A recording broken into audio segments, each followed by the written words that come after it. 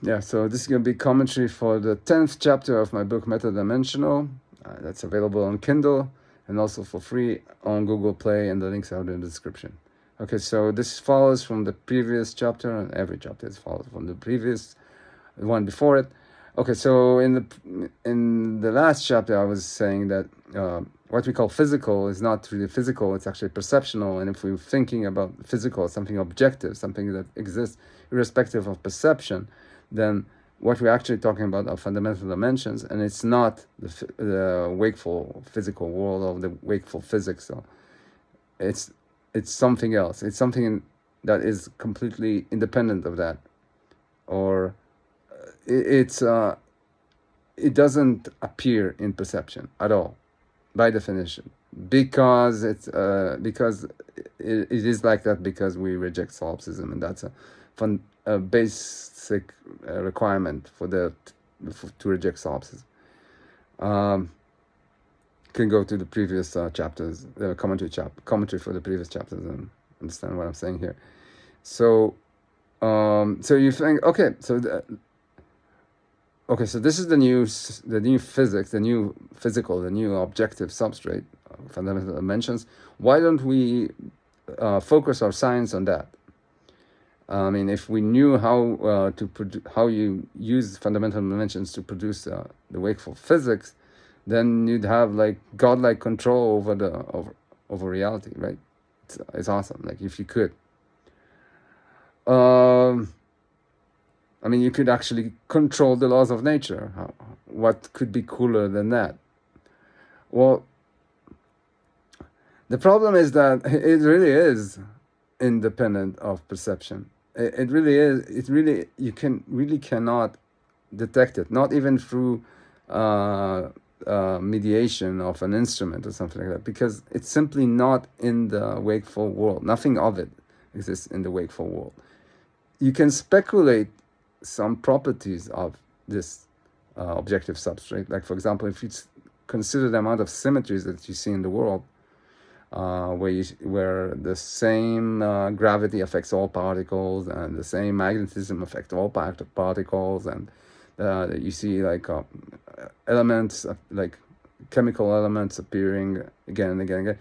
You can speculate there's a small amount of rules that affect that produce many different behaviors, or what you'd otherwise call a fractal, which is why I decided to call this objective substrate the fractalscape, like the landscape of fractals. But that's kind of like all the thing that I can actually say about it. Again, because I can perceive it, and there's a problem. You investigate reality by the things that I care about. The things that I care about are in perception.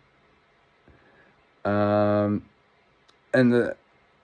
that perception does not, even if there is like a set of fundamental dimensions an objective substrate, a body that produces that exact perception, that exact sensation, that exact experience.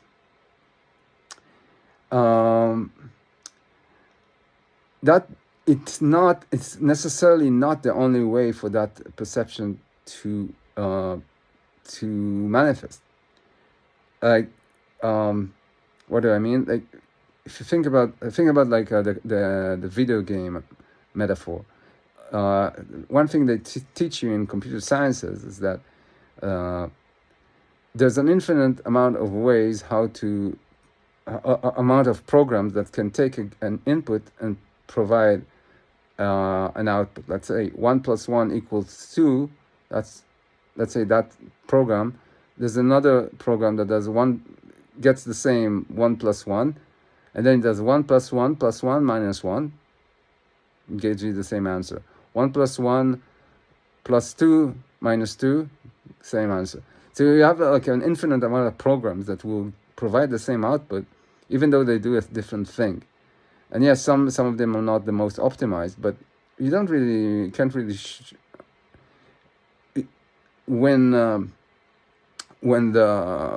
when you think about optimization, you think about time. Time is something that exists in the wakeful physics. It's not something that exists in the fractalscape, because There's no unifying universe there where time could travel. So I'm not sure if optimizations are even important in this case, like to find the most efficient way of producing the perception of whatever. That's not necessarily an issue. So you don't know. So even if you could know how to produce your perception or the laws of nature or whatever, there's an infinite alternate ways of doing the same thing, and it's impossible to perceive it and to verify anything about it. So it's a kind of an overkill. Like, you don't really need that. What you really care about probably is the same traditional wakeful physics, the same perceptual physics that so now that you know, according to this theory, if you accept it, that physics, everything they teach in physics classes in academia, everything we build our technology on, this is all perceptual physics. But it's still physics, still useful, and for the kind of stuff that you probably care about, like, you don't really. Why should you care about the existence or non-existence of elements that you will never perceive and will never actually appear in your perception? I'm talking about fundamental dimensions. Why? It's like well, you can have a reason, but it's not probably not the most important thing for most people. So we can continue on doing the same physics you always did. Just remember, this is not objective reality. This is not the objective stuff. Like, physics is not the objective substrate. When you investigate physics, you're investigating the behaviors of one way of producing the thing that you perceive, and it's changeable. It might change you might that physics can change. Cosmological constants may change. Nothing about this is necessarily the way it is. And it's not the truth. And if you're looking for the truth, then you're looking in the wrong place. It's a useful truth, but it's a temporary one. And like, also, if you think about, think about this I'm saying it's the fractal scape that produces this perceptual reality. Think about how fractals work. Like, a fractal will reveal more detail the more you dive into try to find details. Like, there's if you ever seen fractals generated by a computer, the more you zoom into a fractal, the more details appear. But if you don't zoom into it, they won't appear, because they are an artifact of your gaze, and the scale at which you want to look. And the same is probably true about physical world, like the wakeful physical world, the perceptual physics.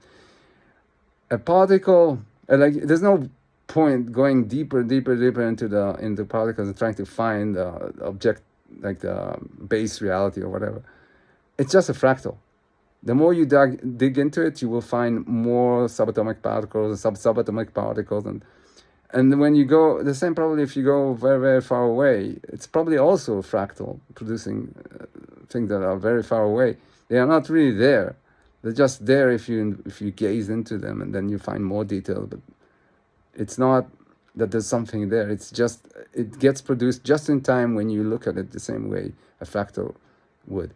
So focus your physics on the things that you actually matter to you. Don't try to find like the truth with a capital T, and you're good.